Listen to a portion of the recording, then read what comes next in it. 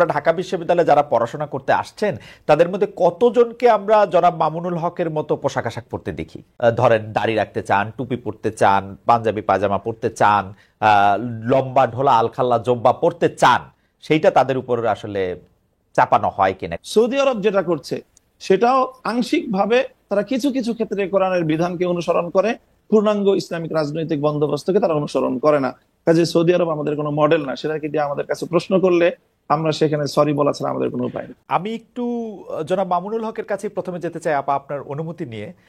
কিন্তু অবশ্যই। কিন্তু আপনাকে কোট করেই আমরা একটি প্রশ্ন জনাব মামুনুল হককে করতে চাই যে অধ্যাপক তাসনিম সিরাজ মাহবুবের একটি সাম্প্রতিক বক্তব্য আমরা সোশ্যাল মিডিয়ায় দেখেছি, যেখানে তিনি ধর্ম নিরপেক্ষতা ফেরত আনতে চেয়েছেন এবং বলেছেন যে সংবিধান থেকে এটা তার চাওয়া।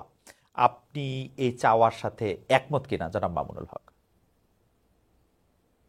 না, আমি কোনোভাবেই একটি মুসলিম প্রধান দেশে এবং যারা আমরা ঐতিহ্যগতভাবেই একটি মুসলিম জাতিসত্তা গঠনের জন্য দীর্ঘ সংগ্রাম যাদের ঐতিহ্য, আমরা সেখানে কোনোভাবেই ধর্মনিরপেক্ষতার মতো একটি ইসলাম বিরোধী, সম্পূর্ণ ইসলামের সাথে সাংঘর্ষিক একটি মতবাদকে কোনোভাবেই রাষ্ট্রীয়ভাবে আমরা ইসলামিক দৃষ্টিকোণ থেকে মানতে প্রস্তুত নই।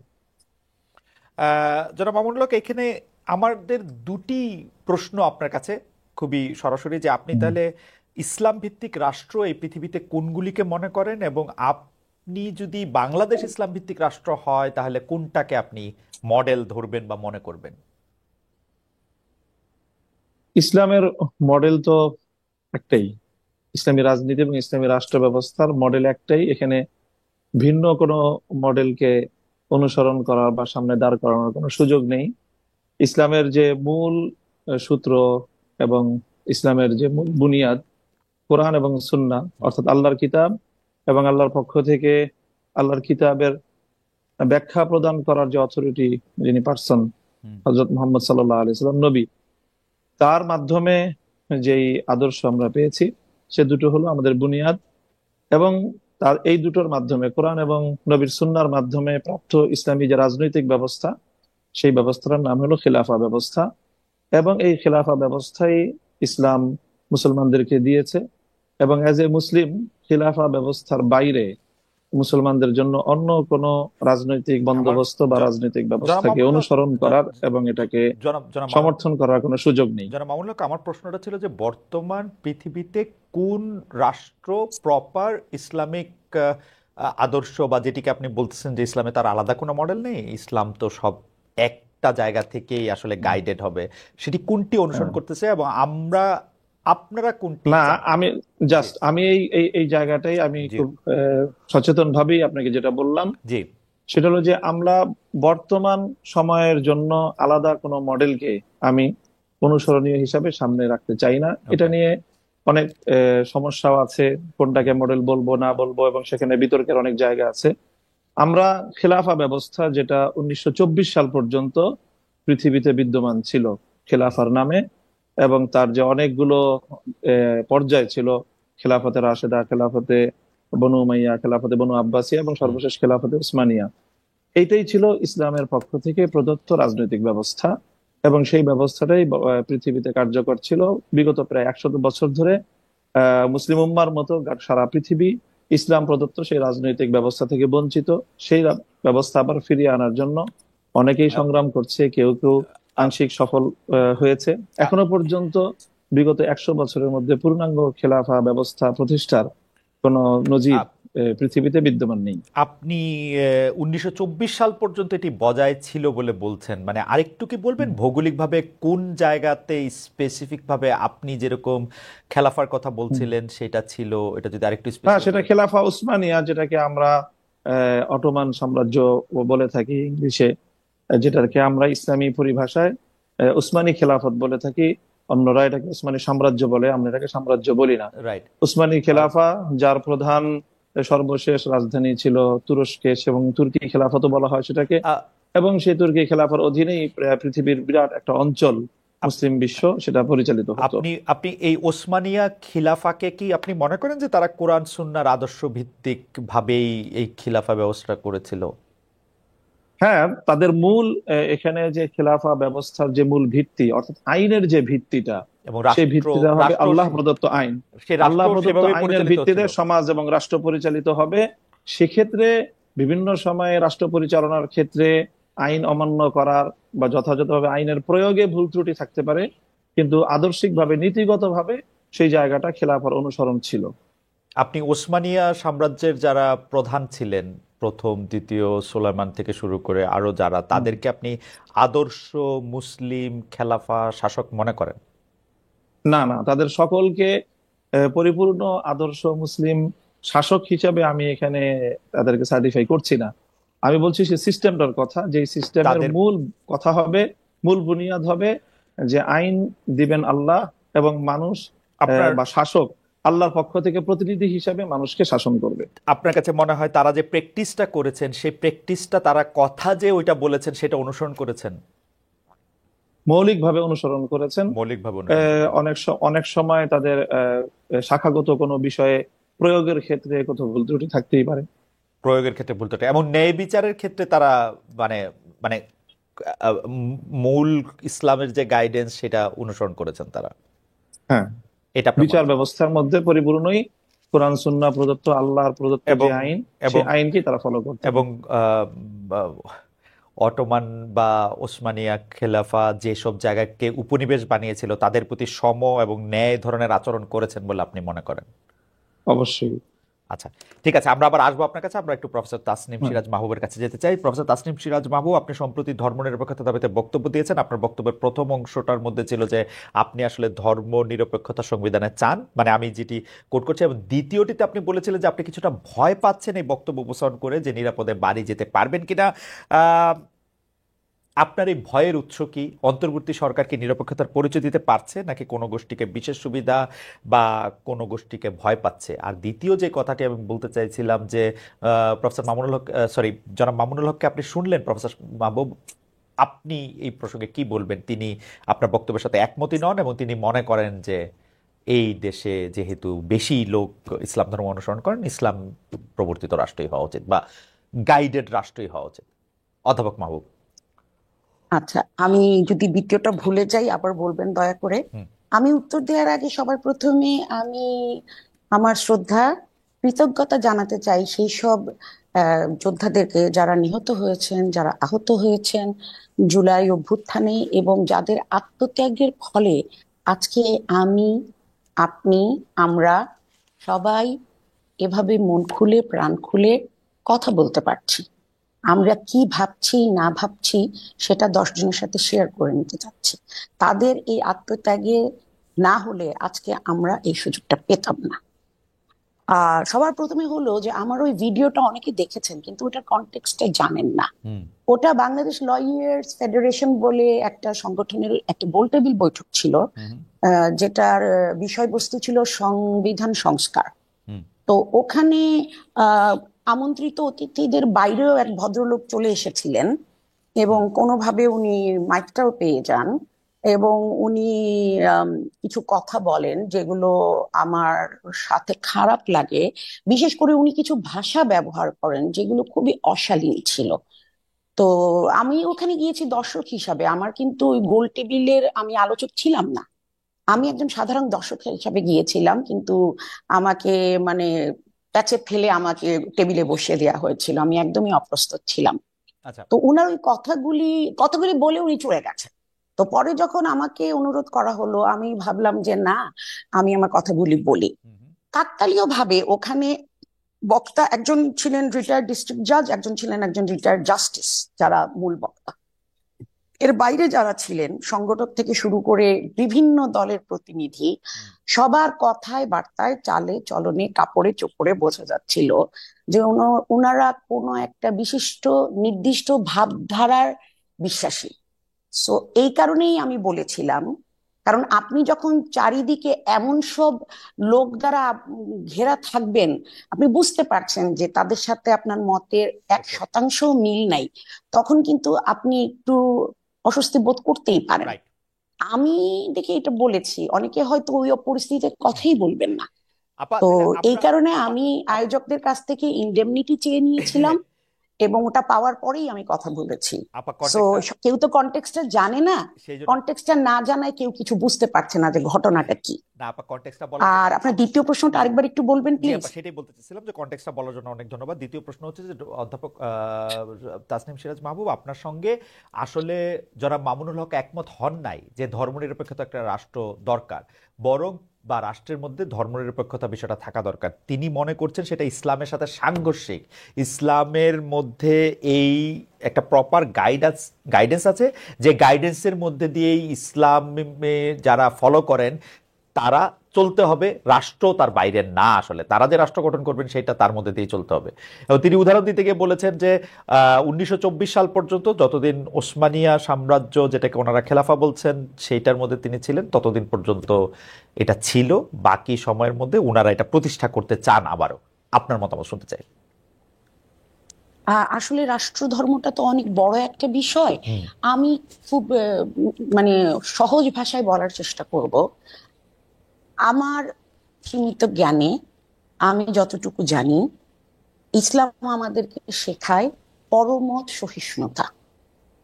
সবাই নিজের নিজের ধর্ম পালন করবে, আমি তাকে বাধা দেব না, আমি তাকে জোরও করব না, অথবা আমি তাকে ফলো করতে যাব না। ইংরেজিতে একটা কথা আছে, এগ্রি টু ডিসএগ্রি। আপনাকে আমি কথা বলার সুযোগ দিব, আপনার কাজ আপনি করবেন, আমার কাজ আমি করব, শান্তিপূর্ণ সহ অবস্থান হবে। কিন্তু যখন আপনি রাষ্ট্রধর্মকে ইসলাম অথবা যে কোনো একটা ধর্ম বলে আপনি নির্ধারিত করে দেবেন, তখন ওই দেশে অন্য যারা বসবাস করে, যারা এই নির্দিষ্ট ধর্মটির অনুসারী নয়, তারা যদি ইনসিকিউর ফিল করে, আমরা কিন্তু তাদেরকে দোষ দিতে পারি না। হুম এবং আমি বড় হয়েছি একটা জেলায় যেখানে যেটা হিন্দু মুসলিম সম্প্রীতির জন্য বিখ্যাত, সেটা হলো সিলেট।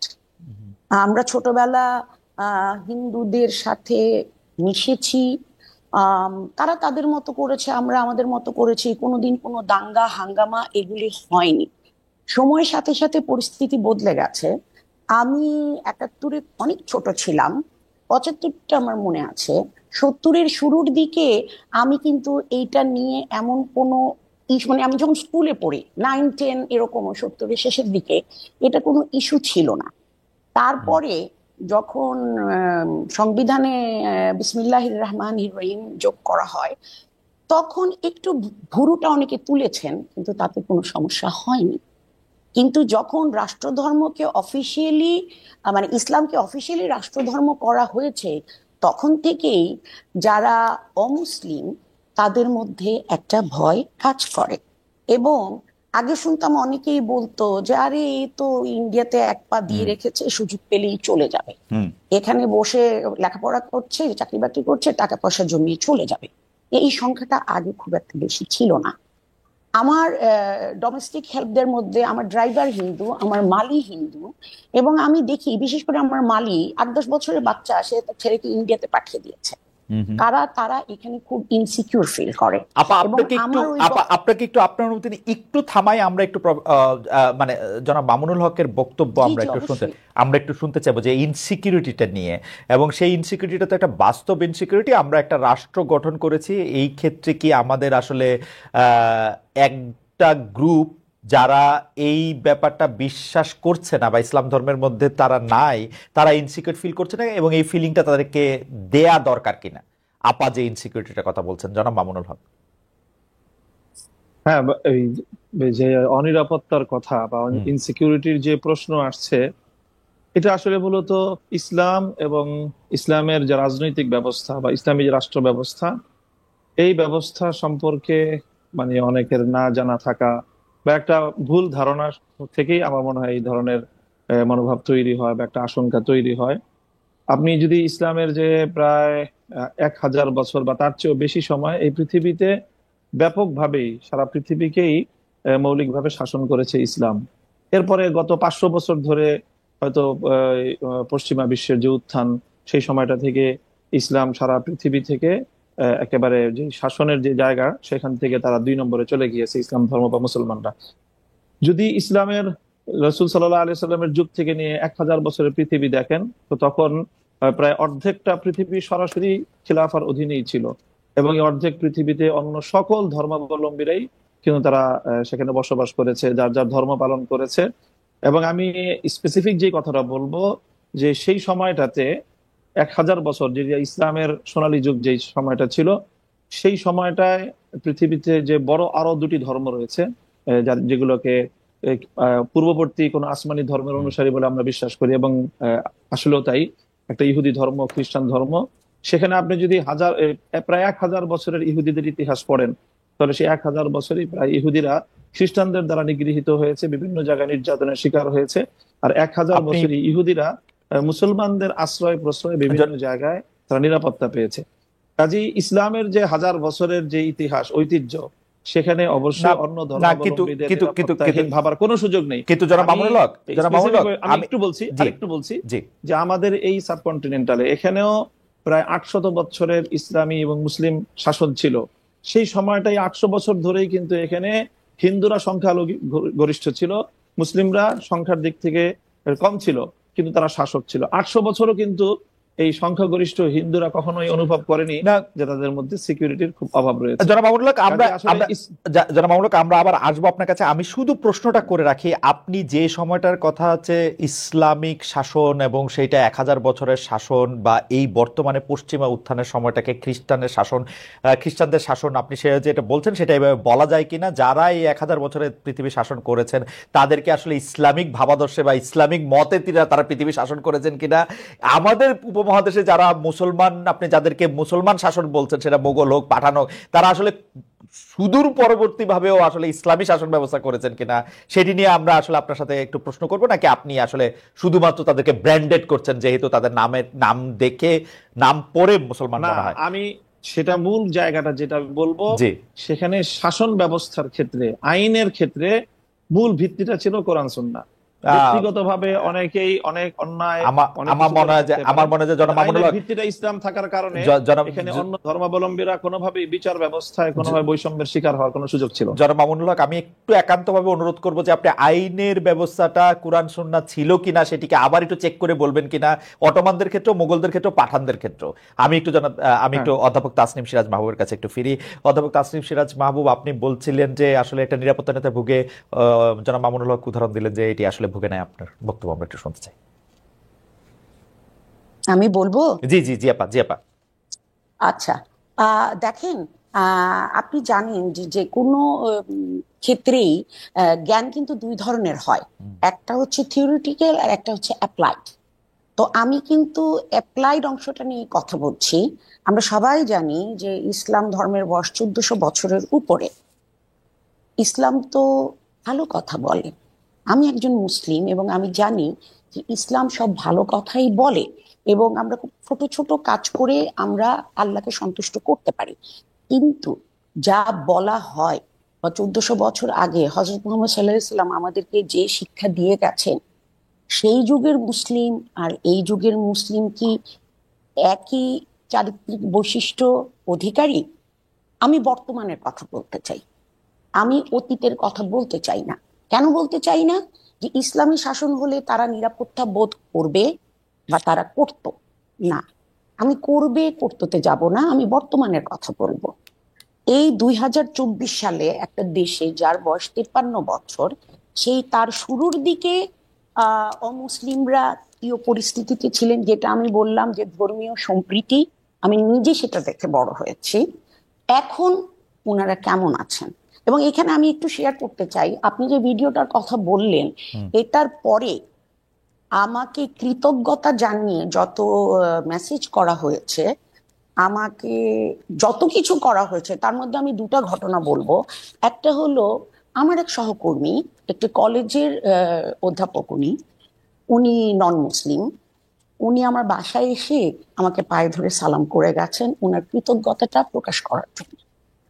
আর কিছু লোক, যেমন আমার মালির ভাবি, সে আমাকে ফোন করেছে, তারা অমুসলিম। তারা বলছে যে ম্যাডাম, আপনি যেভাবে কথা বললেন, সবাই তো এরকম ভাবে না। আমি বললাম, না, এ দেশের বেশিরভাগ মুসলমানই শান্তিপূর্ণ সহাবস্থান করতে চায়, কিন্তু তারা তো কথা বলে না। যারা ভোকাল আপনারা তাদের কথা শুনেন এবং আপনারা ভয় পেয়ে যান। আমরা আপনাদের সাথে শান্তিপূর্ণভাবে একই দেশে থাকতে চাই। তখন মেয়েটা আমাকে বলল যে ম্যাডাম, সবাই যদি এরকম ভাবতো তাহলে আমরা এত ভয় পেতাম না। আমরা যে কি ভয়ে ভয়ে থাকি আপনাদেরকে বোঝাতে পারবো না। সো আমি একদম লেটেস্ট একটা ঘটনা বলি। কালী পুজোর দিন সরবর্দী উদ্যানে ভিতরে একটা কালী মন্দির আছে, সেখানে একটা অবভিয়াসলি সেখানে একটা পুজো হচ্ছিল এবং অনেক অনেক লোক এসেছিলেন এবং অনেকে তাদের মোটরসাইকেলগুলি গেইটের ভিতরে রেখেছিলেন। রাত 10টার দিকে এসে তথাকথিত একজন ছাত্র কয়েকজন মিলে গেইটে তালা মেরে দিলেন। তো তাদেরকে বলা হলো যে আপনারা গেইটে তালা মারছেন কেন? বলল রাত 10টা বেজে গেছি তাই আমরা তালা মারছি। আপনারা কে? আমরা প্রক্টোরিয়াল টিমের সাথে কাজ করি। তারা যে আটকেছে শুধু তো নন মুসলিমদেরকে আটকায়নি, এখানে আমাদের মুসলিম ছাত্রছাত্রীরাও ছিলেন এবং এর মধ্যে একটা মেয়ে ছিল, একটা পত্রিকার সাংবাদিক, ক্যাম্পাস সাংবাদিক। তার পোস্ট থেকেই আমরা এটা জানতে পারি। তারপরে তাদেরকে যখন চ্যালেঞ্জ করা হলো তখন তারা বলল যে আমরা ছাত্র এবং আমরা যেটা বলবো সেটাই আইন। আমি বিশ্বাস করি যে এটা কালী পুজো দেখে গেটটা তালা মেরেছে। কারণ আপনি চিন্তা করে দেখেন ঈদে মিলাদুন্নবীর সময় কি হয়েছে। যে কোনো ধর্মভীরু মুসলমানের মতো আমারও খুব প্রিয় ব্যক্তিত্ব হচ্ছেন হযরত মুহাম্মদ সাল্লাল্লাহু আলাইহি সাল্লাম। আমি মনে করি উনি একজন আদর্শ মানুষ ছিলেন। তো ওনার জন্মদিনটা আমরা পালন করব ক্যাম্পাসের ভিতর গরু জবাই করে? এটা কি ঠিক জায়গা? ক্যাম্পাসের ভিতরে আপনি গরু জবাই করবেন? আর একদিকে আপনি আপনাদের অনুষ্ঠান হলে, আপনাদের বলতে আমি মিন করছি এই ছাত্রদের, তারা তাদের গরু কেটেও গরু কাটুক খাসি কাটুক সেটা ইস্যু না, তারা এখানে আনন্দ ফুর্তি করছে। আর যখন অমুসলিমরা তাদের একটা অত্যন্ত গুরুত্বপূর্ণ পুজো তো অনেকই আছে, সেই পুজো করতে এসেছে তারা মোটরসাইকেলগুলি এখানে রেখেছে, আপনারা গেট বন্ধ করে দিলেন। তার মানে কি যে অমুসলিম তার সাথে আপনি গায়ের জোর দেখিয়ে এটা করছেন। আপনি তো কোনো মুসলিমের সাথে এটা করতে যাবেন না। আবারও মুসলমান হয়েও আমি গিয়ে যদি বলতাম যে ক্যাম্পাসের মধ্যে এটা করো না, তাহলে আমার অবস্থা খারাপ হয়ে যেত। নিরাপত্তাহীনতার যে বোধটা, জি, এই ধরনের ঘটনা থেকেই সেটা জন্ম হয়। আপা আপনাকে অনেক ধন্যবাদ। আপা একদম স্পেসিফিক উদাহরণ দিয়েছেন জনাব মামুনুল হক। আমরা গত 3 মাসে কিন্তু আরো কিছু ঘটনা খবর পেয়েছি যেখানে রাস্তায় চলাচলরত নারীরা আক্রান্ত হয়েছেন, পোশাক নিয়ে নারীদের কটূক্তি করা হয়েছে বা হচ্ছে। এসব ঘটনায় আপনাদের ক্ষেত্রে আপনাদের সমর্থন কি আছে? অনেক ক্ষেত্রে তৌহিদি জনতার কথা বলা হয়েছে। আমি একটু শেষ করি, আমরা একটু শেষ করি। তো অনেক ক্ষেত্রে তৌহিদি জনতার কথা বলা হচ্ছে। এই তৌহিদি জনতা আসলে কারা? তাদের আপনি চেনেন কিনা, জানেন কিনা জনাব মামুনুল হক? আমি তৌহিদি জনতার পরিচয়ে যাচ্ছি না। আমি প্রথম আপনাদের এবং আমাদের আজকে সম্মানিত অতিথি যে কথাগুলো বললেন, সেই কথাগুলো সমাজের খুবই একেবারে বিচ্ছিন্ন কিছু ঘটনা। আর এর বিপরীত দিকে আমরা এই দেশে এই মানে প্রকৃত অর্থে যারা প্র্যাকটিসিং মুসলিম, আমরা আমাদের বেশভূষায় এবং লেবাস পোশাকে আমরা যে কতটা এখানে নানাভাবে বৈষম্যের শিকার, হেনস্থার শিকার, তার খুব কম দৃষ্টান্তই আপনারা মিডিয়াতেও আনেন। আর আপনাদের এই সাধারণ যেই যারা মহলে চলাফেরা করেন, আপনাদের খুব কম আমার মনে হয় এটা জানাশোনা আছে। এই যে কালী পূজার যে দৃষ্টান্ত উনি আনলেন, আমি যদি এর বিপরীতে দৃষ্টান্ত আনি যে বাংলাদেশের বুয়েটের মতো একটা শিক্ষা প্রতিষ্ঠানে, সেখানে সব ধরনের গান বাদ্য ইত্যাদির অনুষ্ঠানগুলো দেদারসে হচ্ছে, কখনোই সেখানে এটা নিয়ে কখনো কোনো সময় পারমিশনের ক্ষেত্রে কোনো বিধিনিষেধ হচ্ছে না। অথচ তারা একটা কোরআনের তাফসিরের আলোচনা করতে গিয়ে অনুমতি চেয়েছিলেন। রাসূল সাল্লাল্লাহু আলাইহি ওয়াসাল্লামের জীবনী আলোচনার মতো খুব একটা সাধারণ মানের ধর্মীয় অনুষ্ঠান আয়োজন করা পারমিশন চেয়েও বুয়েটের কর্তৃপক্ষের কাছ থেকে সেই অনুমোদনটা পাননি। এটা সকল মিডিয়াতে এসেছে। ঢাকা বিশ্ববিদ্যালয়ের কথা যদি বলি, এই ঢাকা বিশ্ববিদ্যালয়ে আপনার কত বছর, কত যুগ পর্যন্ত ইসলামের নামে কোনো ছাত্র সংগঠনকে আপনারা একটা প্রোগ্রাম করতে দেয় নাই। অথচ সেখানে অন্য সব ধরনের ছাত্র সংগঠনগুলো তারা কার্যক্রম পরিচালনা করছে। কমিউনিজমের মতাদর্শের যারা, তারা করতে পারবে, অন্যান্য তারা করতে পারবে। শুধু ইসলামী ছাত্র সংগঠনের নাম নেওয়া হলেই ঢাকা বিশ্ববিদ্যালয়ে তাদেরকে অচ্ছুত হিসেবে আপনারা সাব্যস্ত করে রাখা হয়েছিল। এই বিষয়ে তো কোনোদিন ওনারা কথা বলেন নাই। জনাব মামুনুল হক, আমরা মানে জনাব মামুনুল হক, জি। একটু একটু একটু জানতে চাইছি যে ইসলামের নাম নিয়ে কোনো প্রোগ্রাম ঢাকা বিশ্ববিদ্যালয়ে হয় না, কিন্তু অন্য কোনো ধর্মীয় আলোচনার বা কোনো এরকম কোনো প্রোগ্রাম কি হয়েছে? মানে আসলে তো ইসলামের নিয়ে অনেক ধরনের হ্যাঁ, প্রোগ্রাম হ্যাঁ। ঢাকা বিশ্ববিদ্যালয়ে হয়েছে, এমনিতেই সেটা আমিও জানি, সেটা আমি জানি, ইসলামের নিয়ে অনেক কিছু হয়েছে। আপনি ব্যাপকভাবে দেখেন, প্রায় প্রতিটি হলেই খুব সুন্দরভাবে আমি এবং আপনাকে নির্বিঘ্নেই ব্যাপকভাবে আমি আমি সেখানে হিন্দু ধর্মাবলম্বী সংখ্যা কত সেটারও কোনো হিসাব করা হয় না, তাদেরকে নির্বিঘ্নে হলের মধ্যে আমি জাঁকজমকপূর্ণভাবে তারা পুজোর আয়োজন আমি করছে। জনাব মামুনুল হক, কিন্তু ঢাকা বিশ্ববিদ্যালয়ের ব্যাপারটা একটু বলি। সিরাজুল নবী আমি একটু ঢাকা করতে বিশ্ববিদ্যালয় গেলেই তখন সেখানে অনুমোদন পাওয়া আমি যাচ্ছে। ঢাকা বিশ্ববিদ্যালয়ের কথাটা একটু বলি। ঢাকা বিশ্ববিদ্যালয় আরবি, ইসলামের ইতিহাস ও সংস্কৃতি, ইসলামিক স্টাডিজ যেটা ইসলামী শিক্ষা সহ, ফার্সি সহ এবং আরো বেশ কিছু জায়গায় নিয়মিত এই ডিপার্টমেন্টগুলিতে নিয়মিত কোরআনের তাফসির, কোরআনের গল্প, কোরআনের থেকে বিভিন্ন উদাহরণ, হাদিসের বিভিন্ন রকম কথা, এগুলি নিয়ে নিয়মিত সেমিনারের আয়োজন করা হয়। নিয়মিত কিন্তু এগুলি করা হয় একাডেমিক কার্যক্রমের অংশ হিসেবে, এবং সেইটা শুধু একাডেমিক কার্যক্রমের অংশ হিসাবে না, মানে সেইটা যে সিনেট হল এর মধ্যেও অনেক সময় সেটা হয়ে আসছে, হবে, মানে সেটাতে কোনো, কিন্তু আপনি বলছেন যে এটা হয় না। আপনার ঢাকা বিশ্ববিদ্যালয়ের একজন, আমি ঢাকা বিশ্ববিদ্যালয়ের একজন অধ্যাপককে জানতে চাই, ঢাকা বিশ্ববিদ্যালয়ের অধ্যাপকের একজন বলতে চাই। ঠিক একই ভাবে যে কালী পূজার যে ঘটনা ম্যাডাম বললেন, সেটাও অবশ্যই ঘটনা সম্পর্কে তো আমরা বিস্তারিত জানি না, হয়তো কোনো ছাত্র বিচ্ছিন্ন হবে সেই ধরনের কিছু করে থাকতে পারে, সেটাকে হিন্দু ধর্মাবলম্বীদের বিরুদ্ধে একটা অভিযান বা একটা ভূমিকা হিসাবে চিহ্নিত করার কোনো মানে আমাদের কাছে তো প্রমাণ। আচ্ছা, আমরা একটু ম্যাডামের কাছে, সে প্রকৃত অর্থে যারা দাড়ি টুপিওয়ালা মুসলমান হিসাবে ইসলাম ধর্মকে তারা সকল ক্ষেত্রে প্র্যাকটিস করতে চায়, বিশেষ করে রাজনৈতিক ক্ষেত্রে যারা আমরা ইসলামকে প্র্যাকটিস করতে চাই, আমরাই হলাম প্রকৃত অর্থে বাংলাদেশে আসলে সংখ্যালঘু, এবং আমরাই সবচেয়ে বেশি বৈষম্য এবং নানা ধরনের অত্যাচার এবং নিপীড়নের শিকার।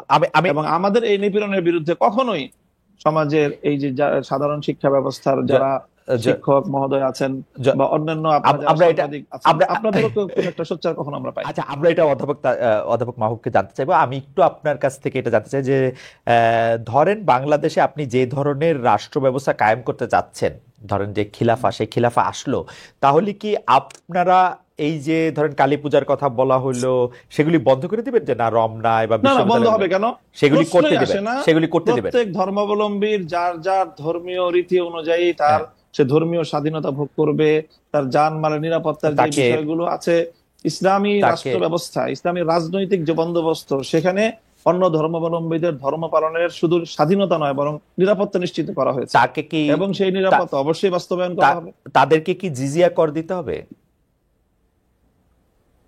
এখন আমি প্রথমেই কথা বলি যে আমরা মুসলিম কি অমুসলিম, যদি আমি মুসলিম হয়ে থাকি তাহলে আমাকে অবশ্যই কোরআনের প্রত্যেকটা আইনকে বিশ্বাস করতে হবে, মানতে হবে। আমরা আপনাদের কাছে পাল্টা প্রশ্ন করি খালেদ মহিউদ্দিন সাহেবকে এবং আজকে আমার অতিথিকে, যে আমরা অ্যাজ এ মুসলিম আমরা কোরআনের প্রত্যেকটা বিধানকে শ্রদ্ধা করি কিনা এবং প্রত্যেকটা বিধান আল্লাহর পক্ষ থেকে প্রদত্ত সেই হিসাবে আমি বিশ্বাস এবং মানি কিনা, সেটা বলেন আপনার। আচ্ছা, আমি প্রশ্ন উত্তর দিচ্ছি, আপা নিশ্চয়ই আমার থেকে দিবেন, আপা উত্তর দিবেন। আমি শুধু প্রশ্নটা করি যে আমরা কি কোরআনের বিধানটার প্রতি শ্রদ্ধা করি কেবলমাত্র আমি মুসলমান সেইটা বড় হওয়ার জন্য, নাকি আপা আরেকটা কথা বিভিন্ন জায়গায় বলে থাকেন, আমার হারাম হালাল জ্ঞান, আমার ঘুষ সুদ জ্ঞান, আমার অন্যায় অত্যাচার জ্ঞান, আমার বিভিন্নভাবে বিভিন্ন মানুষের যেটাকে আমানতরে খেয়ানত করার জ্ঞান, সেইটাও আমরা মানি?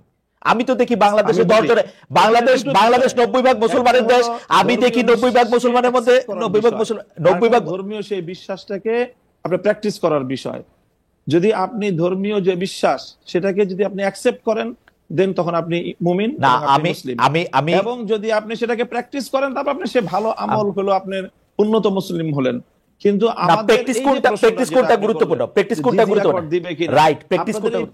আমি বলি একটু শুনেন, জিজিয়া কর দিবে কিনা, জিজিয়া করটাকে স্বাভাবিকভাবে যেভাবে উপস্থাপন করা হয় যে এটাকে খুব একটা জুলুম এবং অন্যায় এবং ইসলামের একটা বৈষম্যপূর্ণ বিধান হিসেবে আপনারা আখ্যায়িত করার আপনার প্রশ্নের টোনের মধ্যে কথাটা রয়েছে।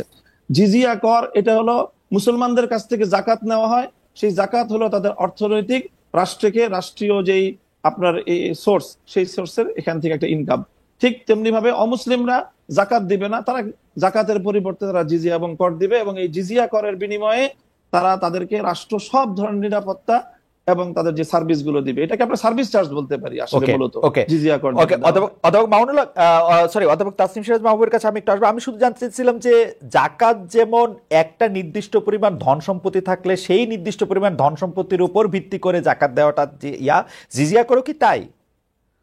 জিজিয়া কর হলো একটা চুক্তির ভিত্তিতে এবং একটা যৌক্তিক পরিমাণে, মানে একটা একটা একটা যৌক্তিক একটা পরিমাণে একটা রাষ্ট্রের লোক পক্ষ থেকে নির্ধারণ করা হয় যে মাথা পিছু সবার এবং জন্য, কোন সবার পর্যায়ে জন্য কতটুকু সামর্থ্য থাকলে সব। কতটুকু দিবে, এবং সামর্থ্যের বাইরে যদি কারো উপরে জিজিয়া কর আরোপ করা হয় তাহলে সেক্ষেত্রে কোরআন এবং হাদিসে সুস্পষ্টভাবে রাষ্ট্রকে নিষেধ করা হয়েছে, এবং যে এই আইন করবে একজন ব্যক্তির উপর সামর্থ্যের বাইরে যদি তার কাছ থেকে সার্ভিস চার্জ নেওয়া হয়, জিজিয়া কর নেওয়া হয়, তাহলে সেই আইন বলবৎ করা যাবে না। ইসলামিক স্পষ্টই বিধান রয়েছে। ইসলামের মধ্যে কোনটা বেশি গুরুত্বপূর্ণ, অমুসলিমদের সাথে সেরকম একটা চুক্তি করা, আমরা এই প্রশ্নের উত্তর আপনার পরে আসছি, যে অমুসলিমের কাছে একটা চুক্তি ঠিক করা, নাকি হচ্ছে যে চুরি ডাকাতি ঘুষ সুদ, বিগত সরকারের বিরুদ্ধে যেসব দুর্নীতির অভিযোগ আছে, আমরা ব্যাংক লুট সেগুলি, তারপর হচ্ছে যে যে কোনো অন্যায়ের কাছে মাথা স্বীকার করা, দুর্নীতি করা, কোনটা বেশি গুরুত্বপূর্ণ সেটা আপনার কাছ থেকে শুনবো। আপনারা কেন এগুলির থেকে ওগুলি সামনে আনেন আনেন কিন্তু বেশি একটা গুরুত্ব আমরা দেই না কেন, সেটাও আমরা আপনার কাছ থেকে শুনবো। অধ্যাপক তাসনিম সিরাজ মাহবুব, জনাব মামুনুল হক কিন্তু একদম স্পেসিফিকলি বললেন যে তারা সবচেয়ে বেশি নিগ্রহের শিকার, তাদেরকে দেখলে যখন বোঝা যায় যে তারা এক ধরনের সিম্বলের মধ্যে আছেন, সেটা টুপি দাড়ি, এবং যখন তাদেরকে বোঝা যাচ্ছে তারা যখন ইসলামের হয়ে রাজনীতির কথা বলছেন, তাদেরকে শুধু উনি এই শব্দটা বলছেন যে তারাই নিজেদেরকে সংখ্যালঘু মনে করছেন কারণ তাদেরকে এই অধিকার দেওয়া হচ্ছে না। সেটা ঢাকা বিশ্ববিদ্যালয়ে অধিকার দেওয়া হচ্ছে না, বিশ্ববিদ্যালয়গুলি বলছে না, সাংবাদিকরা অ্যাড্রেস করছে না।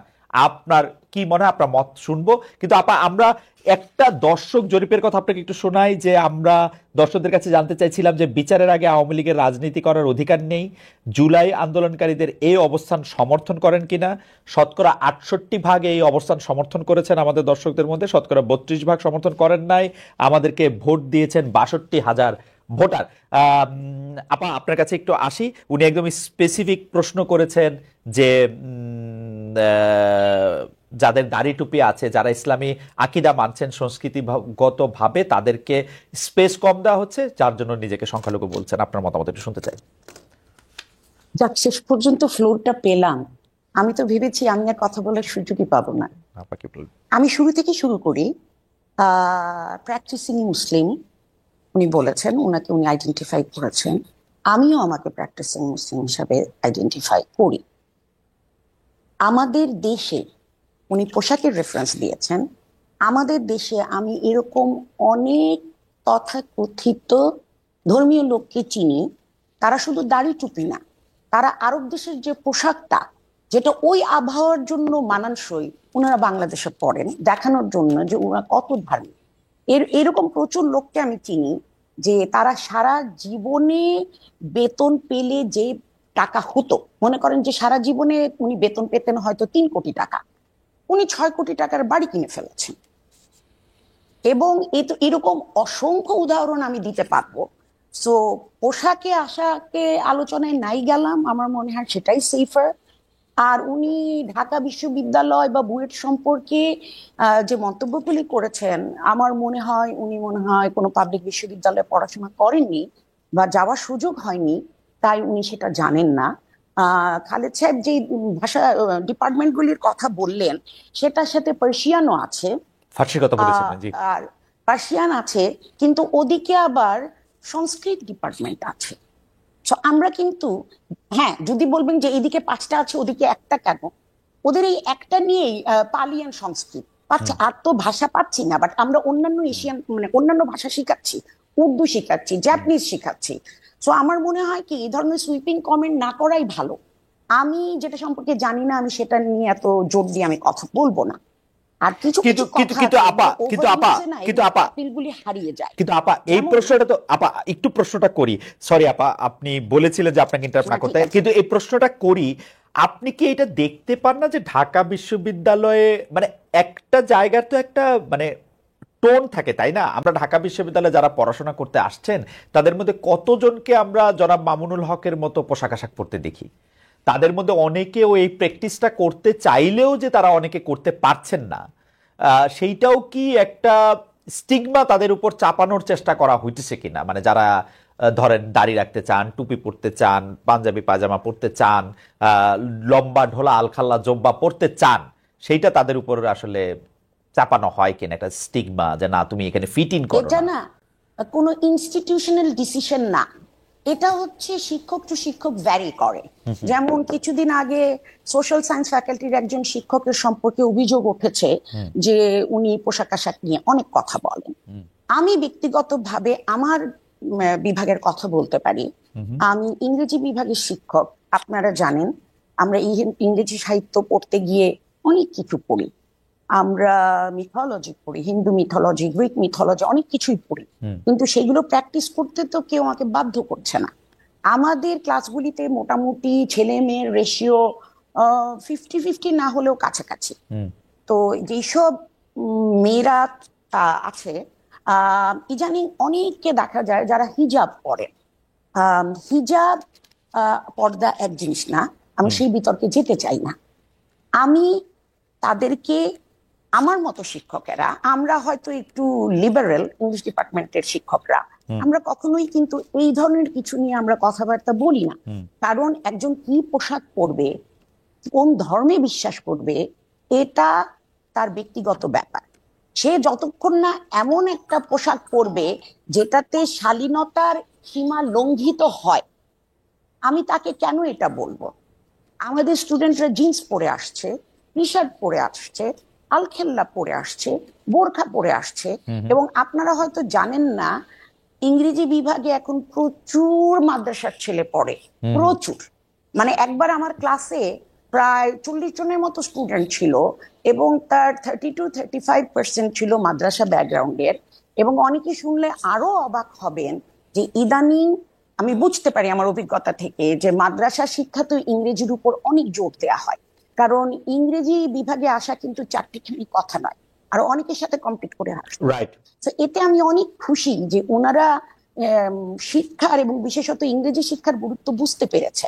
তো তারা কি পড়ে আসলো না আসলো, এটা বিচ্ছিন্নভাবে যদি দু একজন শিক্ষক বলে থাকেন, অবশ্যই এটা আপত্তিজনক। সেই জায়গায় হলে আমিও আপত্তি করতাম, কারণ আমি কি পড়বো না পড়বো সেটা আমার বিষয়। কিন্তু যখন জিনিসটা বাড়াবাড়ি পর্যায়ে চলে যায়, আমি 2007 সালে হজ করে এসেছি এবং আমি জানি যে হজের সময় মুখের এতটুকু জায়গা ভিজিবল হতে হয়, বাধ্যতামূলক। আমাদের কিছু কিছু কিছু খুবই কম, বাট কিছু কিছু ছাত্রী আছে একদম এইরকম করে ঢেকে আসে, শুধু দুটো চোখ দেখা যায়। তাদের হাত মোজা পরা থাকে, পা মোজা পরা থাকে, যেটা আমাদের ধর্মের রিকোয়ারমেন্ট বলে আমি কোথাও পড়ি। আমি এগুলো নিয়ে কিছুটা লেখাপড়া করি। এবং ভাইবার সময় আপনি যদি আপনার নিকাবটা না সরান, তাহলে কিন্তু আপনার আইডির সাথে, আপনার আইডি কার্ডের সাথে আপনার চেহারা আমি মিলাতে পারছি না। তো এগুলি আমার মনে হয় অপ্রয়োজনীয়। কিন্তু পোশাক আশাকের ব্যাপারে, চিন্তাধারার ব্যাপারে, সব ব্যাপারে আমি ব্যক্তি স্বাধীনতায় বিশ্বাস করি, ততক্ষণ পর্যন্ত যতক্ষণ না এইটা একজনের বা সমাজের বা দেশের জন্য ক্ষতিকারক না হয়। তাসনিম আপা, আপনাকে ইসলামের কথা যদি আমরা বলি, তাসনিম আপা, জি আপনি শেষ করবেন। জি আপনি শেষ করছিলেন, সরি আপনি শেষ করেন, সিস্টেমের কথা বলছিলেন। জি, আমরা যদি ইসলামের কথা বলা আর সেটা নিজের জীবনে ধারণ করা কিন্তু দুই ইস্যু।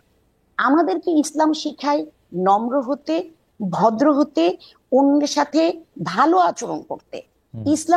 ইসলামে বলা হয়েছে একজন মানুষের প্রতি, একজন মানুষের দিকে হাসলে সেটাও এক ধরনের সাদকা। ওকে, আমরা কি সেগুলো করি?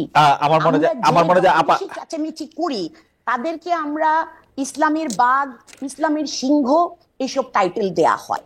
তো আমরা নিজেদের মধ্যে কতটুকু ইসলাম পালন করি যে আমি রাষ্ট্রধর্ম ইসলাম চাই, এটাই আমার প্রশ্ন।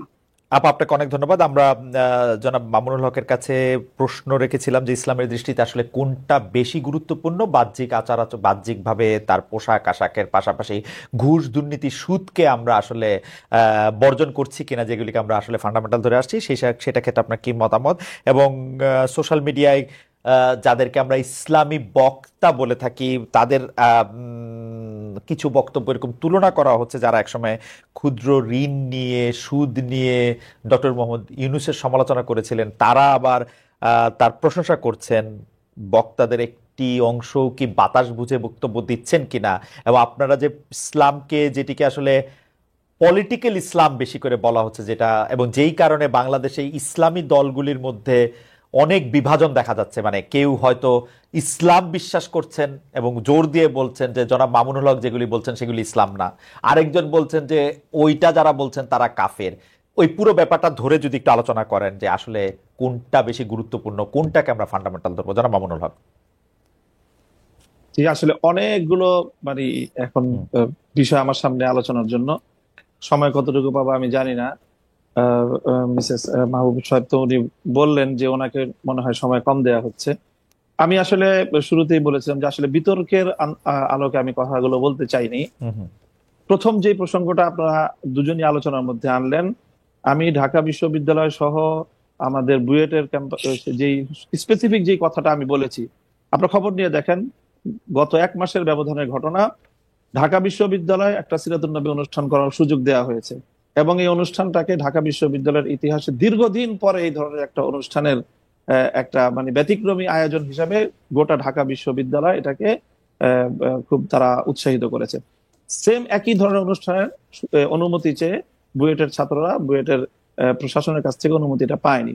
আপনারা যে দৃষ্টান্তগুলো এনেছেন সেটা হলো একাডেমিক যে ইসলামিক স্টাডিজ বিভাগ আছে, আরবি ভাষা সাহিত্য আছে, উর্দু আছে, ফার্সি আছে, অ্যাজ এ ল্যাঙ্গুয়েজ বা একটা সাবজেক্ট হিসাবে পড়াশোনার বিষয়ে আমি এই জায়গাটা আমার প্রশ্ন ছিল না। আমার প্রশ্ন হলো যে বিগত 50 বছরে ঢাকা বিশ্ববিদ্যালয়ে ইসলামী ছাত্র মজলিস, ইসলামী ছাত্র আন্দোলন, ইসলামী ছাত্র শিবির নামে আপনারা ঢাকা বিশ্ববিদ্যালয়ের ক্যাম্পাসে কোনো কার্যক্রম পরিচালনা করার সুযোগ আপনারা দিয়েছেন? ইসলামী কোনো সংগঠনকে দেওয়া হয় নাই। এই জায়গাটার আমি ইসলামী রাজনৈতিক চর্চার যে সুযোগটা থেকে ইসলামপন্থীদেরকে চরমভাবে বৈষম্যমূলক ভাবে তাদেরকে দমন করা হয়েছে, মামুন ভাই, বঞ্চিত করা হয়েছে। মামুন ভাই, প্রথম মামুন ভাই একটা ছোট্ট প্রশ্ন কি করতে পারি? যে ধরেন আপনি যে আমি কথাগুলো শেষ করি, আচ্ছা, পরের ঠিক আছে, প্রশ্নটা ঠিক আমি আছে, একবার। ঠিক আছে, ঠিক আছে, এই ঠিক আছে, একটা কোনো বিষয়। অসুবিধা নেই, কোনো অসুবিধা নেই। দ্বিতীয় বিষয় যেটা ম্যাডাম বললেন যে এই যে পোশাকের যে বিষয়, আমি কিন্তু পোশাকের যে বিষয়টা বলেছি সেখানে আমি সুনির্দিষ্টভাবে একটা কথা বলেছি, সেটা হলো এই যে আমরা যারা ইসলামকে রাজনৈতিক ভাবে আমরা রাজনীতিটাও যারা ইসলামের আলোকে করতে চাই, আমরা মনে করি যে ইসলাম কমপ্লিট কোড অফ লাইফ, সকল পূর্ণটাই ইসলামকে মানতে হবে। আমি ব্যক্তিগত জীবনে ইসলামকে মানবো, আমি ব্যবসার ক্ষেত্রে অর্থনীতির ক্ষেত্রে ইসলামকে মানবো না, অথবা রাজনীতির ক্ষেত্রে ইসলামকে মানবো না। ইসলামকে এভাবে খণ্ডিত আকারে মানার কোনো সুযোগ আল্লাহর কোরআন দেয়নি। বরং পরিপূর্ণভাবে ইসলামকে, যারা পরিপূর্ণভাবে ইসলামকে মানতে চাই, এবং বিশেষ করে যারা আমরা রাজনীতিতে ইসলামকে অনুসরণ করতে চাই, আমাদের উপর রাষ্ট্রীয় যে দমন পীড়ন চালানো হয়েছে সেটা অন্য কোনো আদর্শিক ভাবে রাজনীতি যারা করে, আদর্শিক কারণে অন্য কারোর উপরে সেই বৈষম্যটা বাংলাদেশে অতীতে হয়নি। এই জায়গাটার কথা বলেছি। আপনারা বিষয়টা বারবারই আপনারা আলোচ্য বিষয়টা ভিন্ন দিকে নিয়ে না, না, আচ্ছা, ঠিক আছে। দ্বিতীয় বিষয় আমি বলি আপনি জি, যে প্রশ্ন করেছেন সেই প্রশ্নের জায়গায় আমি আসি, যে একটা বিষয়ের গুরুত্ব আছে, সবটারই গুরুত্ব রয়েছে। সুদ, ঘুষ, দুর্নীতি সহ যেই সকল বিষয়গুলো ইসলাম নিষিদ্ধ করেছে, এর প্রত্যেকটার বিষয়ে আমরা ফোকাস করি, আমরা আলোচনা করি। হয়তো সবটা আপনারা শুনেন না, বা সবটা সেইভাবে মিডিয়ায় কভারেজ পায় না। মিডিয়ায় কভারেজ পায় সাধারণত চলমান ইস্যুগুলো, এবং যে বিষয়গুলোকে রাজনীতির সাথে সংশ্লিষ্ট সেই বিষয়গুলো গুরুত্ব পায়, বা সেই বিষয়গুলো হয়তো অনেকটা ফোকাস হয়। কিন্তু সবটা বিষয় একই। সর্বশেষ আপনি যে কথাটা এনেছেন, এই যে ক্ষুদ্র ঋণ এবং সুদ ব্যবস্থা, এবং ডক্টর ইউনূস সাহেবের সাথে বর্তমান সময়ে তার যে প্রশংসামূলক কিছু কথাবার্তা, দেখেন এখনো আমরা বলি যে সুদ ইসলামের দৃষ্টিতে জঘন্যতম একটা অপরাধ এবং নিষিদ্ধ একটা একটা বিষয়। কাজেই সেটা ক্ষুদ্র হোক আর বৃহৎ আকারে হোক, ক্ষুদ্র ঋণের মাধ্যমে যে কাজটা হয়েছে সেটা হলো সমাজের তৃণমূল পর্যায় পর্যন্ত সুদ ব্যবস্থাটাকে পৌঁছে দেওয়া হয়েছে। সেই জায়গাটা থেকে আমরা অতীতেও সমালোচনা করেছি, আজও ডক্টর ইউনূস সাহেবের সমালোচনা করছি, ভবিষ্যতেও আমরা সেই জায়গা থেকে, ইসলামের জায়গা থেকে, যদি আমি মুসলিম হয়ে থাকি, আমাকে সেই সুদ ব্যবস্থার বিরুদ্ধে আমাকে কথা বলতেই হবে। সুদ ব্যবস্থার প্রবর্তক হিসাবে এবং ক্ষুদ্র ঋণের মাধ্যমে সুদকে তৃণমূল পর্যায়ে পর্যন্ত পৌঁছে দেওয়ার জন্য আমরা ডক্টর ইউনূস সাহেবের সমালোচনা ভবিষ্যতেও করব। তবে তিনি একটা জায়গায় ভুল করেন, একটা জায়গায় সমালোচনার পাত্র, তাই বলে ওনার সব কাজই যে সমালোচনার যোগ্য সেটা নয়। তিনি দেশের অন্যান্য ক্ষেত্রে একটা দেশকে সামনের দিকে ওকে, অগ্রসর করার ক্ষেত্রে এবং দেশের বর্তমান সংকট মামুন ভাই উত্তরণের আপনার ক্ষেত্রে বক্তব্য তিনি পরিষ্কার। একটা নেতৃত্ব দিতে পারছেন, মামুন ভাই এই আমি একটু জায়গাটা প্রশ্নটা আমরা করি, তার প্রশংসা করি। মামুন ভাই আমি একটু প্রশ্নটা করি যে আপনি ইসলাম জি নিয়ে যারা রাজনীতি করছেন তাদের পরিপূর্ণ রাজনীতি, কিন্তু আপনি ধরে নেন যে আমরা সাধারণ বাংলাদেশের মানুষ আমরা ফলো করতে চাই আপনাদের আলেমদের, হ্যাঁ কিন্তু আমরা তো হ্যাঁ স্পষ্ট দেখতে পাচ্ছি যে আপনারা ঈদে মিলাদুন্নবী করবেন কি করবেন না সেটা নিয়ে দুই হ্যাঁ পক্ষ, তিন পক্ষ, বহু পক্ষ, 100 পক্ষ দাঁড়িয়ে গেছে। আমি শেষ করি, এটি নামাজ কিভাবে পড়া হবে কি পড়া হবে না সেটি আপনারা আসল ইসলাম নাকি চরমোনাই আসল ইসলাম, আসল ইসলাম কি আসলে আটরশি, আসল ইসলাম কি আসলে মাওলানা রাজ্জাক সাহেব, এইটা নিয়ে তর্ক ছাড়া তো আমি মানে আর কোনো কিছু দেখি না। আরেকটা প্রশ্ন আমাদেরকে আপনার জন্য করেছেন, উনিও একজন আলেম, উনি বলেছেন যে খ্রিস্টান শাসন বলতে কি বোঝাচ্ছেন, তারা কি বাইবেল অনুসারে শাসন করছেন, এখন আমেরিকা ইউরোপ যে শাসনে চলছে সেটা খ্রিস্টান ধর্মীয় শাসন কিনা, সৌদি আরবে যা চলছে তা ইসলামী শাসন কিনা, সৌদি আরবে ছাত্র সংগঠন করার অনুমতি রয়েছে কিনা। আমি আপনার কাছ থেকে একটু মানে খুবই ক্ষমা চেয়ে নিয়ে 2 মিনিটে একটু শেষ করতে বলছি, আমার একটু টাইম কনস্ট্রেইন আছে। জি, জি জি প্রথম প্রশ্নটা আবার বলেন তো একটু প্রথম প্রশ্নটা হচ্ছে যে আপনি পরিপূর্ণ ইসলাম বলছেন কিন্তু ওই যে সাংঘর্ষিক। জি এই যে আপনি ঈদে জি মিলাদুন্নবী সহ যে জি সকল মতবিরোধপূর্ণ যে বিষয়গুলি আপনি প্রশ্ন তুললেন, দেখেন আমাদের মতবিরোধপূর্ণ বিষয় খুবই গৌণ। মৌলিক কোন বিষয়ে আমাদের মধ্যে ইসলামিক যারা বিভিন্ন স্কুল অফ থট যারা আমরা ফলো করে থাকি, আমাদের মধ্যে কোনো দ্বিমত নেই। 5 ওয়াক্ত নামাজ এই বিষয়ে কেউ দ্বিমত করেছে, রমজান মাসে 30টা রোজা রাখতে হবে এই বিষয়ে কেউ দ্বিমত করেছে, প্রত্যেকটা মুসলমানের উপর সামর্থ্য থাকলে একবার হজ করা ফরজ কেউ দ্বিমত করেছে, প্রত্যেকটা যারা নাকি সামর্থ্যবান তাদেরকে জাকাত দিতে হবে এই বিষয়ে দ্বিমত করেছে, এবং ফজরের নামাজ 2 রাকাত, জোহরের নামাজ 4 রাকাত, আসরের নামাজ 4 রাকাত, মাগরিবের নামাজ 3 রাকাত, এশার নামাজ 4 রাকাত, এই বিষয়ে আজ পর্যন্ত কাউকে আপনি দ্বিমত পেয়েছেন? খুবই শাখাগত কিছু বিষয়ে দ্বিমত রয়েছে মুসলমানদের মধ্যে, এবং সেই বিষয়গুলো আলোচনার মধ্যে আসে, এবং সেটা প্রত্যেকটা মতাদর্শের মধ্যে যখনই আপনি আলোচনা, জ্ঞানগত আলোচনা হবে তখন সেই দ্বিমতগুলি আসবে সেখানে। সেই বিষয়গুলি তো এটার সাথে আপনি এখানে আলোচনার মধ্যে এই প্রসঙ্গগুলি আনার কোনো প্রয়োজন নেই। ওকে, দ্বিতীয় যে প্রশ্ন আপনি করেছেন সেটা হলো যে খ্রিস্টান শাসন বলতে আমি বুঝিয়েছি এখনকার যে শাসন, পশ্চিমা বিশ্বের শাসনকে বলছি 500 বছর ধরে। এর আগ পর্যন্ত আমি যেটা বলেছি যে যে পশ্চিমা বিশ্বের এই সেকুলার রাষ্ট্র ব্যবস্থা বা রাজনৈতিক এই যে গির্জা বিপরীত যে রাষ্ট্র ব্যবস্থা পশ্চিমা বিশ্ব অনুসরণ করছে, এর আগ পর্যন্ত তাদের যে শাসন ব্যবস্থা ছিল সেটা খ্রিস্ট শাসন ব্যবস্থা ছিল। আমি সেখানে বলেছি যে সেই খ্রিস্ট ব্যবস্থায় ব্যাপকভাবে খ্রিস্ট রাষ্ট্রগুলো কর্তৃক ইহুদিরা নিগৃহীত হয়েছে, এবং সেই সময়টা ইহুদিরা মুসলমানদের প্রোটেকশনে তারা থেকেছে। ওই জায়গাটা আমি বলেছি। এর বিগত 500 বছর ধরে পশ্চিমা বিশ্ব তারা তো গির্জার শাসনের বিপরীতে সেকুলারিজমকে তারা রাষ্ট্র ব্যবস্থা হিসাবে, রাজনৈতিক বন্দোবস্ত হিসাবে তারা ফলো করছে, এবং সৌদি আরব যেটা করছে সেটাও আংশিক ভাবে তারা কিছু কিছু ক্ষেত্রে কোরআনের বিধানকে অনুসরণ করে, পূর্ণাঙ্গ ইসলামিক রাজনৈতিক বন্দোবস্তকে তারা অনুসরণ করে না। কাজে সৌদি আরব আমাদের কোনো মডেল না, সেটাকে দিয়ে আমাদের কাছে প্রশ্ন করলে আমরা সেখানে সরি বলা ছাড়া আমাদের কোনো উপায় নেই। জনাব মামুনুল হক, আপনাকে ধন্যবাদ, আপনি খুব কম সময় বলেছেন। আমি আবারও প্রশ্নটি করে রাখি, আপনি যেগুলিকে সামান্য বিরোধ বলছেন আমরা কিন্তু সেগুলিকে সামান্য বিরোধ দেখছি না। আমরা দেখেছি যে আপনার মনে থাকবে জনাব নুরুল ইসলাম ফারুকী খুন হয়েছিলেন প্রাইসিমালের কারণে, তাকে জবাই করে হত্যা করা হয়েছিল। এই রকম মতবিরোধ থাকার কারণে, আমরা এরকম মতবিরোধ থাকার কারণে কিন্তু বিভিন্ন জায়গায় বিভিন্ন সেক্ট দেখছি যে বিভিন্ন গোষ্ঠী, স্বঘোষিত গোষ্ঠী যারা একজন আরেকজনকে কাফের বলছেন, আক্রমণ করছেন। এমনকি আপনাদের ইসলামিক আদর্শের রাষ্ট্রের সঙ্গে জামায়াতে ইসলামের ইসলামী রাষ্ট্রের বা অন্য কোন ইসলামিক দলের আদর্শিক রাষ্ট্রেরও একটা বড় তফাৎ আমরা দেখে যাচ্ছি। এইটাকে আপনারা কনসলিডেট কিভাবে করবেন, আপনারা এইটা ভাবছেন কিনা, এটা আমার প্রশ্ন। আমি একটু অধ্যাপক তাসনিম সিরাজ মাহবুবের কাছে আমরা একটু যেতে চাই যে আপনি এক সাক্ষাৎকারে এটি বলেছেন যে দেশের সার্বিক সংস্কারের জন্য অন্তর্বর্তী সরকারকে সময় দিতে হবে। এই সরকারকে আপনি কত বছর সময় দিতে চান? 2, 3, 5 বছর সময়? আর একটা জিনিস আপনাকে বলে রাখতে চান, আমাদের আর সময় নাই, আসলে এই প্রশ্নটাই আপনাকে করতে চাই, অন্তর্বর্তী সরকারকে আপনি কতখানি সময় দিতে চান, 2, 3 না 5 বছর? এবং আপনি কেন মনে করেন যে সংস্কার আসলে অন্তর্বর্তী সরকার করবে, সেটা পরবর্তী সরকার এসে করবে না? তাসনিম সিরাজ মাহবুব। না, আমি সেটা কোথাও বলিনি যে মনে করেন সংস্কার কেন? এই সরকার জি করবে, পরবর্তী সরকার করবে না। জি আমি বলতে চেয়েছি বা চাচ্ছি সেটা হলো বেসিক কিছু জিনিস আছে যেগুলো ওনাদেরকে করে যেতে হবে। যেমন শহীদদের তালিকা তৈরি করে, আহতদের তালিকা তৈরি করে এদের পুনর্বাসনের ব্যবস্থা করা আহতদের ক্ষেত্রে, এটা ওনাদেরকে করতে হবে, এবং এতদিনে এটা ওনাদের করে ফেলা উচিত ছিল। এখানে ওনারা আমাদেরকে লেট ডাউন করেছেন। শহীদের তালিকা করেছেন, আহতরা এখনো হয়নি, এবং আহতরা অনেক ক্ষেত্রেই যতটুকু সাহায্য প্রয়োজন ততটুকু পাচ্ছেন না। এটা হলো 1 নাম্বার। আরেকটা হলো আপনার কিছু আছে শর্ট টার্ম, কিছু আছে লং টার্ম। এখন ওনারা যদি বাংলাদেশের শিক্ষা ব্যবস্থাকে ঢেলে সাজাতে চান, এটা 6 মাস 1 বছরে সম্ভব না। সো উনাদের যেগুলি এখন করা দরকার, ইমিডিয়েট অ্যাটেনশন যেগুলিতে দরকার, তার মধ্যে একটা যেটা আমি বললাম, শহীদের তালিকা তৈরি করা, দেশের অর্থনৈতিক অবস্থাকে স্থিতিশীল করা, আইন কানুন আইনের শাসন অ্যাসিওর করা, আইন শৃঙ্খলার উন্নতি করা, এগুলি উনাদের গোল হওয়া উচিত। এই কয়টা কাজ করতে আমি কোনো নাম্বার বলবো না। এই কয়টা কাজ করতে যৌক্তিকভাবে যতটুকু সময় লাগে ততটুকুই উনাদের নেওয়া উচিত। না কিন্তু আপা, তবে একসাথে আমাদের এটাও মনে রাখতে হবে, আমি একটু শেষ করি খালেদ সাহেব, আমি কিন্তু কখনো জোর দিয়ে বলছি না, এবারই বললাম। আমি এতটুকুই বলবো যে আপনি কিন্তু নবজাত শিশুকে দিয়ে মা বাবা ডাকাতে পারবেন না। আপনি তাকে যতই দুধ খাওয়ান আর যতই মারধর করেন, তাকে সময় দিতে হবে। আমরা এত অসহিষ্ণু কেন? আমরা সর্বক্ষেত্রে অসহিষ্ণু, পরমতের ব্যাপারে শুধু না, সব ক্ষেত্রে আমরা অসহিষ্ণু। এখন আমাকে ট্যাগিং করা হবে যে আমি বর্তমান সরকারের দালাল, তো ট্যাগিং নিয়ে এখন আর চিন্তা করি না, এটা ভূষণে পরিণত হয়েছে আমাদের মতো মানুষের জন্য। কিন্তু আমার কথা হলো, আমার ক্ষেত্রে যে জিনিসটা মনে হয় উনারা ঠিক করছেন না, সেটা হলো যে উনারা লং টার্ম আর শর্ট টার্ম গোলগুলিকে উনারা আলাদা করছেন না, উনারা র্যান্ডামলি কাজ করছেন।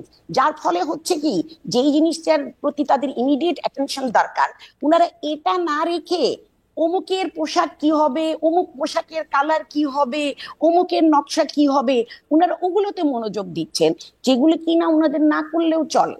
উনারা পুনর্বাসন করবেন, উনারা ইলেকশন কমিশনকে ঢেলে সাজাবেন, উনারা ভোটার তালিকা হালনাগাদ করবেন, উনারা আপনাকে দেখতে পাচ্ছেন না, প্রতি সম্মান মানে শ্রদ্ধাশীল যাতে হয় মানুষ, সেই ব্যবস্থা করবেন, এবং উনারা দ্রব্যমূল্য নিয়ন্ত্রণ করবেন। এটা উনাদের ইমিডিয়েট টার্গেট হওয়া উচিত। আচ্ছা আপা, আপনি যে সংস্কারের কথা বলছেন বা যেইগুলি কথা আপনি বলছেন যে এইগুলি এই সরকারে করা উচিত, যার জন্য আসলে ঠিক কতটা সময় বা টাইম ফ্রেম দেওয়া দরকার সেটা আপনি বলতে চাচ্ছেন না। আপা এখন কি শুনতে পাচ্ছেন? আপা আপা আপা আপা আমাকে শুনতে পাচ্ছে না? এখন পাচ্ছি। আচ্ছা আপা, আমি যে প্রশ্নটি করতে চাইছি সেটি হচ্ছে যে আপনি বলছেন যেই কাজগুলি এখন এই মুহূর্তে করতে হবে, আপনি যেগুলিকে প্রায়োরিটিতে দিলেন, যে এই কাজগুলি একটা অনির্বাচিত সরকার কেন করবে? আমরা তো সংবিধান অনুযায়ী আমরা এই রাষ্ট্রটার মালিক, তো জনগণ রাষ্ট্রটার মালিক হলে জনগণের প্রতিনিধিরাই তো শুধু রাষ্ট্র ব্যবস্থায় মানে রাষ্ট্র পরিচালনা অংশ নেওয়া উচিত। কেন একটা ইন্টারিম ব্যবস্থা এটা হইতে পারে, কিন্তু এটা এরকম কেন? আপা আপনাকে 1 মিনিটে শেষ করতে হবে, এই পর্বে আপনার কাছে আসতেছি। জি জি আপা, 1 মিনিট আমি শেষ করছি। আমি একটা জিনিস নিয়ে শুধু বলি, এই যে মনে করেন আপনার একটা অবাধ সুষ্ঠু নির্বাচন করতে হলে আপনাকে কিন্তু ভোটার তালিকা হালনাগাদ করতে হবে। এখন আপনি যদি বলেন যে নতুন সরকার এসে সেই ল মেকাররা এটা হালনাগাদ করবে, তাহলে ওরকম ইলেকশনটাকে বিশ্বাসযোগ্য হবে যে আপনি ল মেকার এসে তালিকা, তাহলে আপনি পুরানো তালিকা যেটার মধ্যে অনেক ভুয়া ভোটার আছে, অনেক জেনুইন ভোটারের নাম নেই, এইটা দিয়ে আপনি যদি কোনো নির্বাচন করেন, এই তালিকা ফলো করে, সেই নির্বাচনের বিষয় মানে বিশ্বাসযোগ্যতা কতটুকু থাকবে? তাদেরকে তো আমরা সবাই দায়িত্ব দিয়েছি, তারা তো উড়ে এসে জুড়ে বসেনি।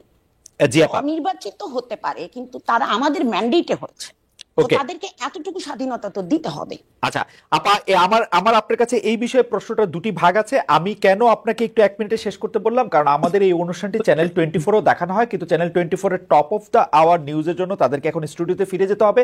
আমরা আপনাদের সঙ্গে আরো কিছুক্ষণ থাকবো। আমি একটু স্টুডিওতে অনুরোধ করেছি আমাদেরকে একটু এক্সটেন্ড করার জন্য। আমি যেই প্রশ্নটি আপনার কাছে করতে চাই সেটা হচ্ছে যে ভোটার তালিকা হালনাগাদ করাটা যদি এত জরুরি হয়, এবং ভোটার তালিকা হালনাগাদ করা কিন্তু এত সহজ কাজ না, এটা একটা সময় সাপেক্ষ কাজ, কিন্তু আমরা কিন্তু দেখেছি এই সরকার এখন পর্যন্ত একটা নির্বাচন কমিশনই ফর্ম করতে পারে নাই। ফর্ম করবে, তারপরে হালনাগাদ করবে।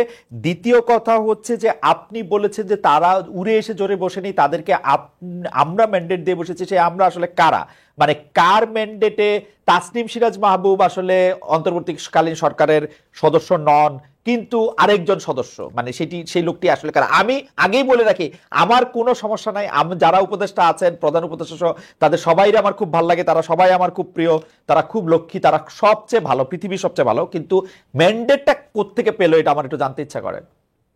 ম্যান্ডেটটা কার আসলে? আচ্ছা, আপনি অবশ্যই জানেন, এটা দর্শকরা জানেন না, সেই কারণেই বলছি।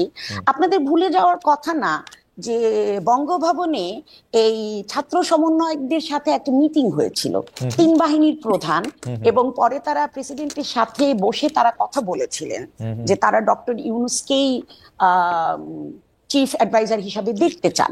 তো এটা তো আমরা করিনি, যে ছাত্র জনতা এই অভ্যুত্থানটা করেছে এবং সেটার নেতৃত্ব যারা ওই সময়ে দিয়েছিল তারাই গেছে আলোচনা করতে, কারণ তিন বাহিনীর প্রধান বিশেষত আর্মির প্রধান তাদেরকেই দাওয়াত দিয়েছেন।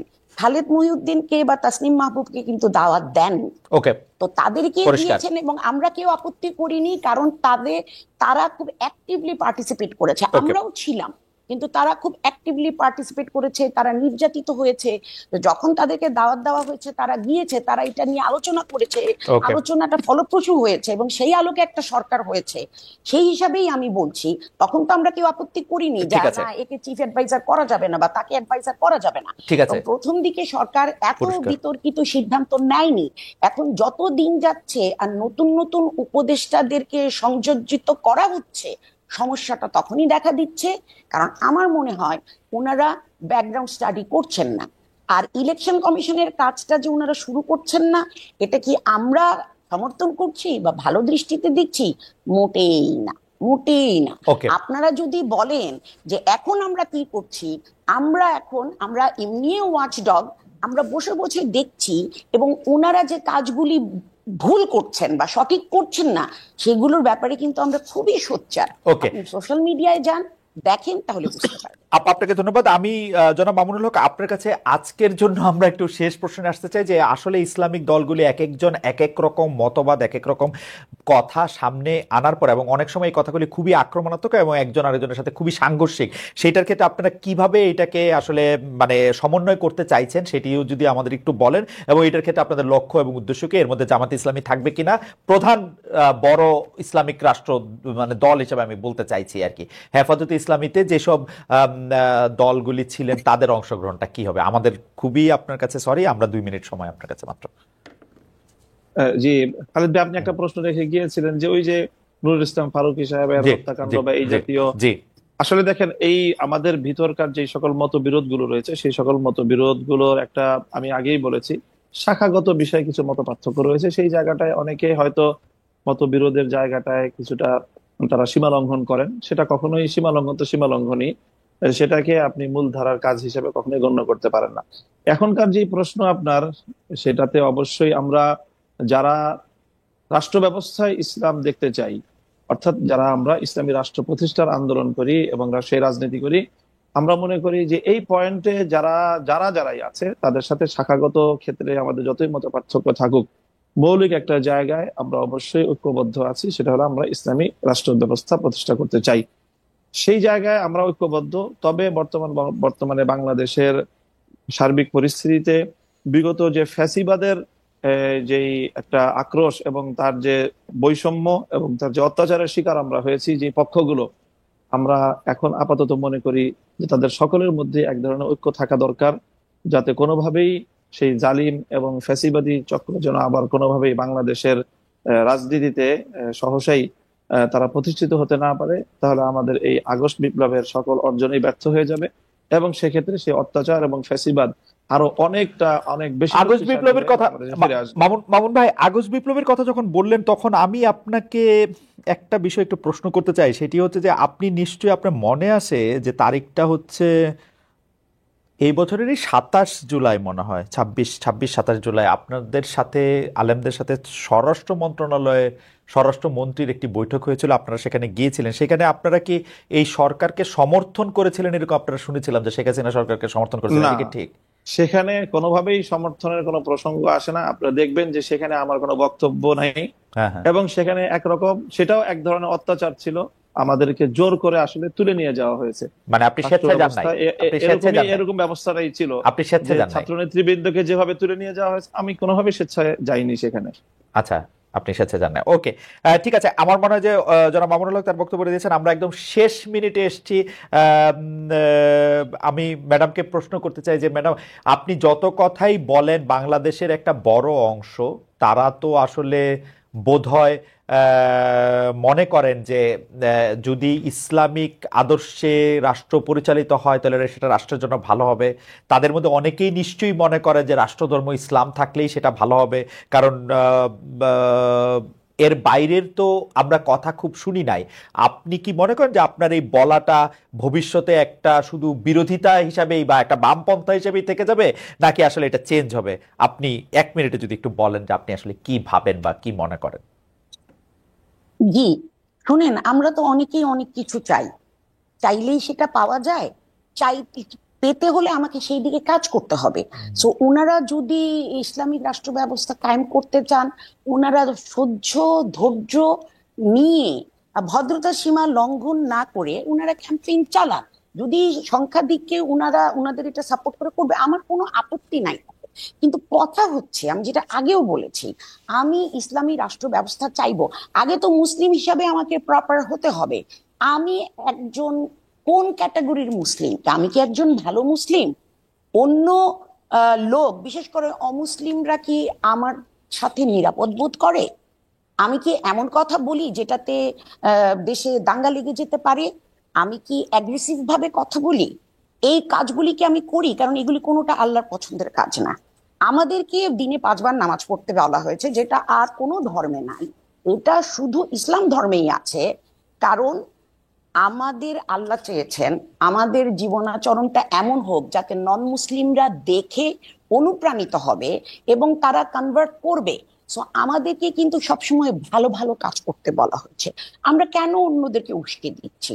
আমরা কেন হুমকি ধমকি এগুলো দিচ্ছি? আমরা তো শান্তিপূর্ণ ভাবে করবো। ম্যাডাম, ওনারা রাষ্ট্রধর্ম ইসলাম চান, কোনো অসুবিধা নাই, কিন্তু এটা শান্তিপূর্ণ। সবাই যদি ওটাতে মত দেয় তারা করবেন।